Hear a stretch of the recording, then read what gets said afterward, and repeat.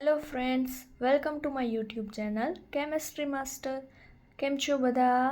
મજામાં? આપણે જોઈ રહ્યા છીએ ક્લાસ 11 કેમેસ્ટ્રી ચેપ્ટર નંબર 1 રસાયણ વિજ્ઞાનની કેટલીક પાયાની સંકલ્પનાઓ. તો આજનો આપણો ટોપિક છે અર્થસૂચક અંકો, સિગ્નિફિકન્ટ ફિગર્સ. આ જોતા પહેલાં આપણે અગાઉના લેક્ચરનું ક્વિકલી રિવિઝન કરીએ. અને અગાઉના લેક્ચરમાં આપણે શું જોયું હતું?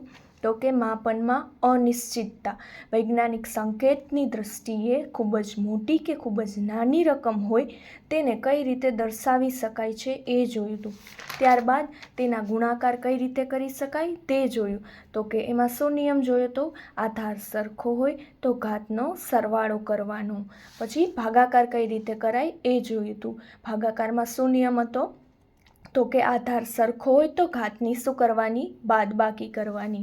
ત્યારબાદ જોયું સરવાળા બાદબાકી. સરવાળામાં શું જોયું? તો કે આધારની સાથે સાથે ઘાત પણ સમાન હોવી જોઈએ. જો ઘાત સમાન ના હોય તો પહેલાં સંખ્યામાં ચેન્જ કરીને ઘાતને સમાન કરવાની, ત્યારબાદ કોમન કાઢવાની. બાદબાકીમાં પણ એ જ રૂલ્સ હતો.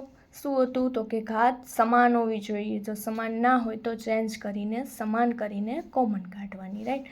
આજે આપણે શું જોઈએ છીએ? અર્થસૂચક અંકો, સિગ્નિફિકન્ટ ફિગર્સ. હવે એ જોતા પહેલાં આપણે નાની બે વ્યાખ્યા જોઈએ. ચલો, પહેલી શું છે? એક્યુરેસી એટલે કે ચોકસાઈ. તો શું છે?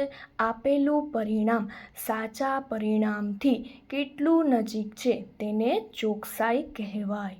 તો હવે જોઈએ. ફોર એક્ઝામ્પલ, હું એમ કહું કે આ બુકની પહોળાઈ કેટલી છે? 20 સેન્ટીમીટર છે. હવે કોઈ સ્ટુડન્ટ એ, બી અને સી એને કહું કે સ્કેલની મદદથી તમે 3 વખત ટ્રાય કરો, તમે 3 વખત મેઝર કરો. તો સ્ટુડન્ટ એનું શું રિઝલ્ટ આવે છે? તો કે 19.3, 19.4, 19.6. સ્ટુડન્ટ બીને શું આવે છે? તો કે 19.6, 19.8, 19.9. હવે સ્ટુડન્ટ સીને શું આવે? તો કે 19.5, 19.7 અને 19.4. રાઈટ. તો આવા કંઈક પરિણામ આવે છે, આવા કંઈક માપ આવે છે એ લોકોને. તો હવે એક્યુરેસી એટલે શું? તો કે આપેલું પરિણામ સાચા પરિણામથી કેટલું નજીક છે. આપેલું પરિણામ, સાચું પરિણામ 20 સેન્ટીમીટરથી આ પરિણામ કેટલું નજીક છે તેને શું કહેવાય? એક્યુરેસી એટલે કે ચોકસાઈ કહેવાય. હવે સેકન્ડ જોઈએ. પ્રિસિઝન એટલે કે પરિશુદ્ધિ. એક રાશિના અલગ અલગ માપનો એકબીજાથી કેટલા નજીક છે તેને પરિશુદ્ધિ કહેવાય. આમાં શું કીધું? એકબીજાથી કેટલા નજીક છે. તો આ સ્ટુડન્ટ એને 3 વખત જે 3 માપ આવ્યા અલગ અલગ એ એકબીજાથી કેટલા નજીક છે એને શું કહેવાય? પ્રિસિઝન એટલે કે પરિશુદ્ધિ. એક્યુરેસી અને પ્રિસિઝન બંનેનો તફાવત સમજાણો? ઓકે. હવે નેક્સ્ટ જોઈએ. અર્થસૂચક અંકો, સિગ્નિફિકન્ટ ફિગર્સ. માપેલા કે ગણેલા મૂલ્યોમાં રહેલી અનિશ્ચિતતા દર્શાવવા માટે અર્થસૂચક અંકોનો ઉપયોગ કરવામાં આવે છે. હવે કોઈ સંખ્યા આપણને આપી, ફોર એક્ઝામ્પલ હમણાં મેઝર કર્યું એમાં કેવી સંખ્યા આવી? 19.7, 19.5. તો આ સંખ્યા છે એ શું અર્થસૂચક છે કે નહીં? તો હવે એ જોવા માટે શું જોઈએ? થોડાક નિયમો જોઈએ અને એક્ઝામ્પલ જોઈએ. તો નિયમો શું કહે છે? તો કે ફર્સ્ટ, શૂન્ય સિવાયના બધા અંક અર્થસૂચક છે. શૂન્ય સિવાયના. ફોર એક્ઝામ્પલ 185 મીટર કોઈ લંબાઈ આપી છે તો એમાં ક્યાંય શૂન્ય નથી. તો આ શૂન્ય સિવાયના બધા જ અંક કેવા છે? અર્થસૂચક છે. એટલે કે આ 185માં અર્થસૂચક અંક કેટલા છે? 1, 8 અને 5. ટોટલ 3 અર્થસૂચક અંકો છે. હવે એવી જ રીતે 248 સેન્ટીમીટર.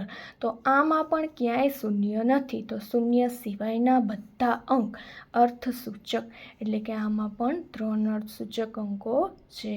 હવે એવું નથી. ફોર એક્ઝામ્પલ કહે છે કે 19, તો આમાં પણ શૂન્ય નથી. તો અર્થસૂચક અંકો આમાં કેટલા થયા? 2.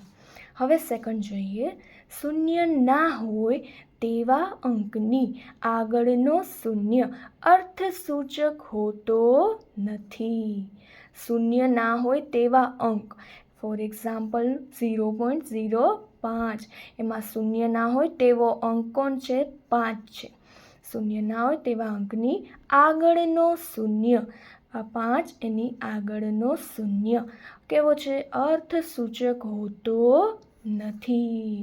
મતલબ 0.05 છે, એમાં અર્થસૂચક અંકોની સંખ્યા માત્ર 1 જ છે.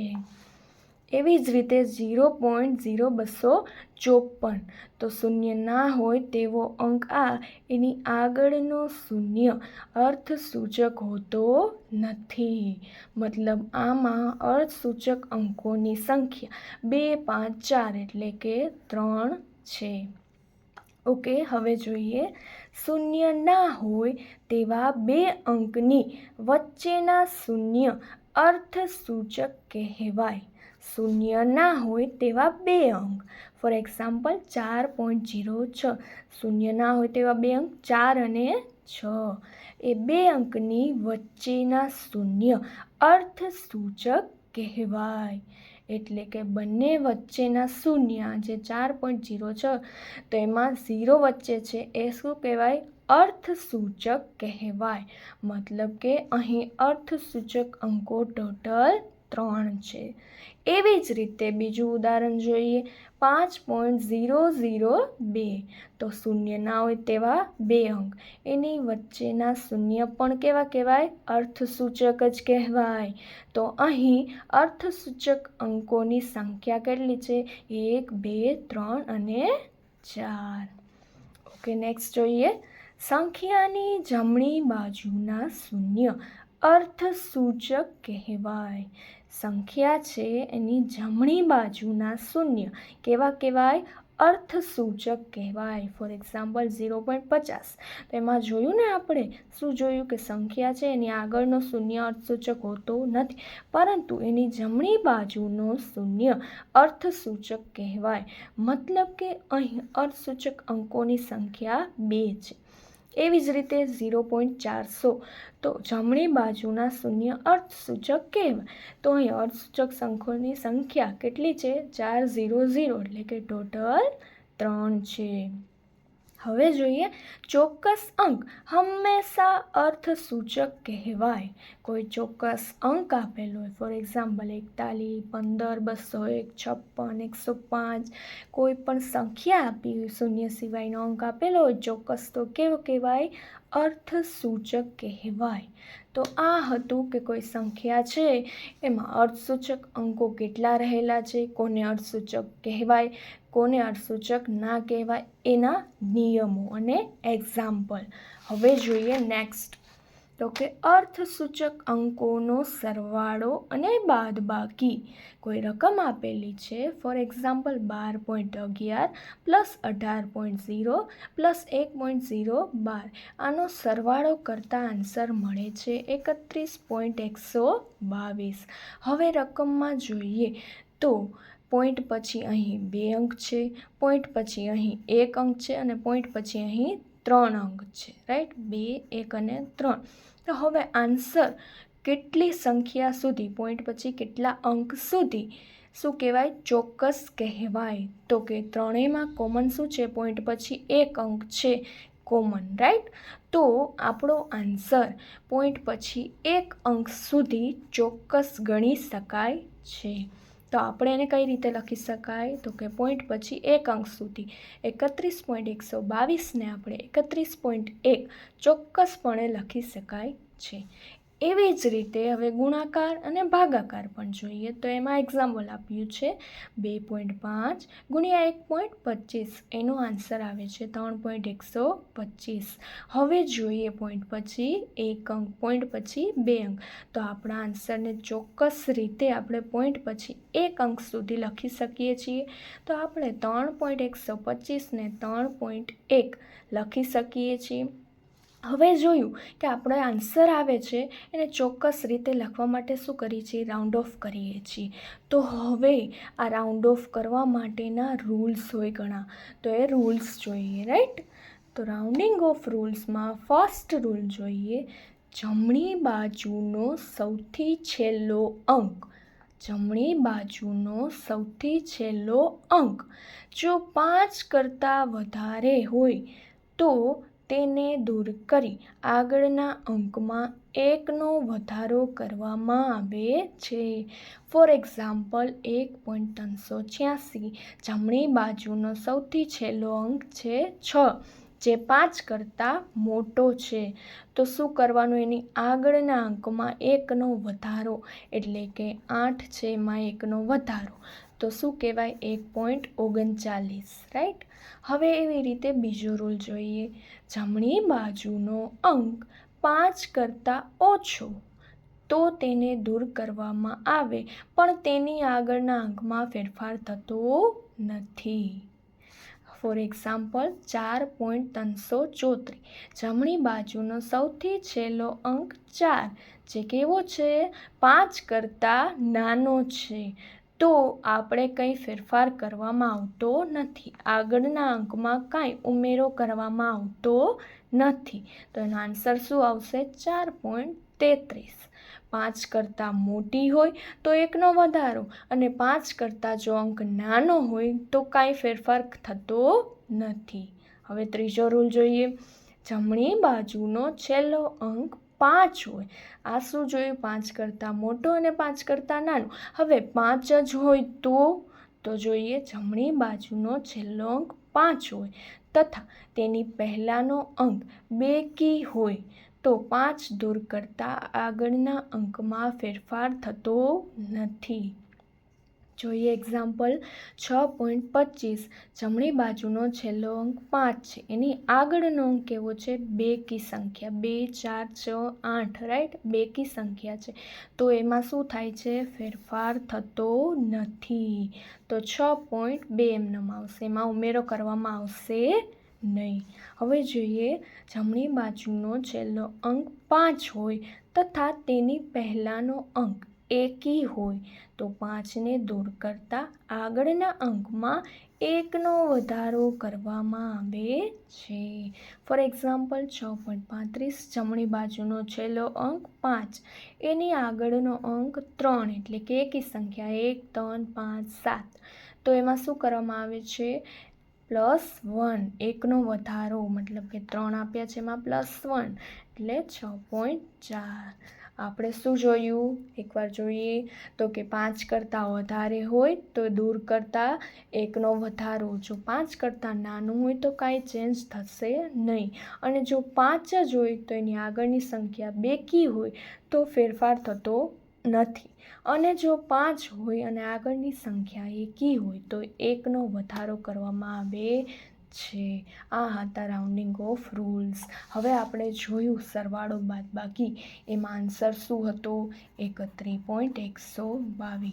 આપણે રાઉન્ડ ઓફ ક્યાં સુધી કરવું છે, પોઈન્ટ પછી 1 અંક સુધી, તો એના પછીનો અંક શું છે 5 કરતાં નાનો, તો કાંઈ ચેન્જીસ થશે નહીં, એનો આન્સર 31.1 રહેશે.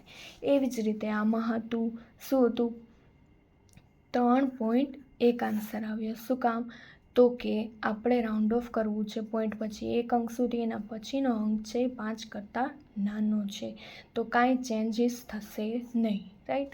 તો આટલું રાઉન્ડિંગ ઓફ રૂલ્સ. હવે જોઈએ પરિમાણાત્મક પૃથ્થકરણ અથવા તો અવયવજનિત પદ્ધતિ અથવા તો એકમ અવયવ પદ્ધતિ. જોઈએ કોને કહેવાય, તો કે એકમને એક પદ્ધતિમાંથી બીજી પદ્ધતિમાં ફેરવવાની રીતને પરિમાણાત્મક પૃથ્થકરણ અથવા અવયવજનિત પદ્ધતિ અથવા એકમ અવયવ પદ્ધતિ કહેવાય છે. આપણે આગળ જોયું હતું ને કે અગાઉ પહેલાં શું હતું, 2 પ્રકારની પદ્ધતિ હતી, બ્રિટિશ અને મેટ્રિક. તો આ બંને પદ્ધતિમાં શું હતું, 3 મૂળભૂત રાશિનો સમાવેશ થતો હતો. એના એકમ શું હતા, ફૂટ, પાઉન્ડ અને સેકન્ડ, મીટર, કિલોગ્રામ અને સેકન્ડ. પછી શું થતું હતું, આ બંને એકમો શું થતું હતું એકબીજામાં કન્વર્ટ કરવાનું હતું. તો શું કહે છે, એકમને એક પદ્ધતિમાંથી બીજી પદ્ધતિમાં ફેરવવાની રીત, એને શું કહેવાય, પરિમાણાત્મક અથવા અવયવજનિત અથવા એકમ અવયવ પદ્ધતિ. હવે ફોર એક્ઝામ્પલ જોઈએ ઓકે, કોઈ લંબાઈ આપી છે 3 ઇંચ, એને કીધું છે કે તમે સેન્ટીમીટરમાં કન્વર્ટ કરો. તો આપણને પહેલાં શું કીધું, 3 ઇંચ બરાબર કેટલા સેન્ટીમીટર. તો આપણને પહેલાં ખબર હોવી જોઈએ કે 1 ઇંચે કેટલા સેન્ટીમીટર થાય. તો આપણને ખબર જ છે 1 ઇંચ બરાબર 2.54 સેન્ટીમીટર થાય. તો હવે 3 ઇંચ બરાબર કેટલા, આપણે ત્રિરાશી કરીએ, ચોકડી ગુણાકાર કરીએ. તો શું થાય, 3 ગુણ્યા 2.54 છેદમાં શું આવશે, 1 આવશે. તો એનો આન્સર શું આવ્યો, 7.62 સેન્ટીમીટર. તો આપણે એકમને એક પદ્ધતિમાંથી શું કર્યું, બીજી પદ્ધતિમાં કન્વર્ટ કર્યું, એટલે કે ફેરવ્યું. રાઈટ. હવે સેકન્ડ એક્ઝામ્પલ જોઈએ. 2 લીટર બરાબર કેટલા મીટર ઘન થાય. તો પહેલાં તો 1 લીટરે કેટલા મીટર ઘન થાય એ શોધવું પડે. તો જોઈએ, ચલો. 1 લીટર બરાબર 1000 સેમી ઘન થાય એ આપણને ખબર છે. હવે 1 મીટરે કેટલા સેન્ટીમીટર થાય, 100 સેન્ટીમીટર થાય. પછી જોઈએ 2 લીટર આપ્યું છે આપણને, 1 લીટરે 1000 સેમી ઘન થયું. તો 2 લીટરે કેટલું થાય, 2000 સેમી ઘન થાય. હવે 100 સેમી એ 1 મીટર થાય, પણ આપણે શું છે, ઘન જોઈએ છે. તો 100ને હું આવી રીતે લખી શકું, 10² રાઈટ. તો 10² ઘન સેમી ઘન બરાબર અહીંયા શું છે, 1, તો 1નો ઘન. તો 10⁶ સેમી ઘન હોય ત્યારે કેટલું થાય, 1 મીટર ઘન થાય. તો અહીંયા આપણે કેટલું થયું સેમી ઘન, 2000 સેમી ઘન 2 લીટરે. તો 2000 સેમી ઘન હોય ત્યારે કેટલા મીટર ઘન થાય, ચોકડી ગુણાકાર 2000 ગુણ્યા 1 છેદમાં 10.6. તો શું આવ્યો આન્સર, 2 ગુણ્યા 10⁻³ મીટરનો ઘન. પછી જોઈએ 2 દિવસ બરાબર કેટલી સેકન્ડ થાય. હવે પહેલાં તો 1 દિવસે કેટલી સેકન્ડ થાય એ જોઈએ. તો 1 દિવસ હોય એમાં કેટલી કલાક હોય, 24 કલાક હોય. અને 1 કલાકમાં 60 મિનિટ હોય. અને 1 મિનિટમાં 60 સેકન્ડ હોય. તો 1 દિવસમાં કેટલી સેકન્ડ હોય, તો કે 24 કલાક 60 મિનિટ અને 60 સેકન્ડ. આટલી સેકન્ડ હોય 1 દિવસમાં. તો 2 દિવસમાં કેટલી હોય, ચોકડી ગુણાકાર, તો કે 2 ગુણ્યા 24 ગુણ્યા 60 ગુણ્યા 60 સેકન્ડ હોય. ઓકે, તો આજે આપણે જોયું, શું જોયું, તો કે અર્થસૂચક અંકો. શું જોયું, એક્યુરેસી કોને કહેવાય, પ્રિસિઝન કોને કહેવાય, બંને વચ્ચેનો તફાવત જોયો. ત્યારબાદ જોયું અર્થસૂચક અંકો, કોઈ સંખ્યા છે એમાં અર્થસૂચક અંકો કેટલા છે, તો નિયમો જોયા, એક્ઝામ્પલ જોયા. પછી આપણે જોયું સરવાળો બાદબાકી કેવી રીતે કરાય, ગુણાકાર ભાગાકાર કેવી રીતે કરાય. પછી રાઉન્ડિંગ ઓફ જોયું કે એમાં કઈ રીતે કરાય, તો કે એના નિયમો જોયા, એક્ઝામ્પલ જોયા. પછી જોયું પરિમાણાત્મક પૃથ્થકરણ અથવા અવયવ ચિહ્નિત પદ્ધતિ અથવા એકમ અવયવ પદ્ધતિ. પછી એના એક્ઝામ્પલ જોયા. સો ફ્રેન્ડ્સ, નેક્સ્ટ લેક્ચરમાં આપણે જોશું, શું જોશું, રાસાયણિક સંયોગીકરણના નિયમો, law of chemical combination. Okay, તો આજનો મારો વિડીયો તમને ગમ્યો હોય તો તમારે શું કરવાનું છે, લાઈક કરવાનું છે, શેર કરવાનું છે અને સબસ્ક્રાઈબ કરવાનું છે. જરાય ભૂલતા નહીં આ. Okay, thank you, by.